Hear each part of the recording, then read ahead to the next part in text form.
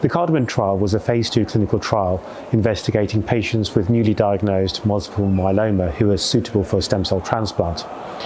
And it was a randomization between autologous stem cell transplant or consolidation treatment. It was an induction with a Carfilzomib-based induction, KCD, and Carfilzomib maintenance, and the consolidation was also with KCD.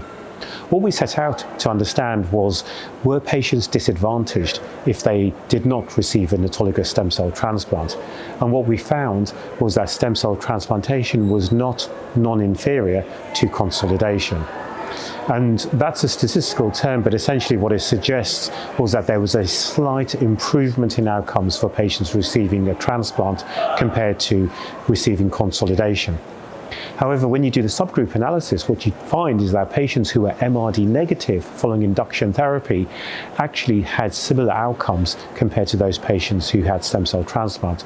And so I think in that subgroup of patients, autologous stem cell transplant could be safely deferred.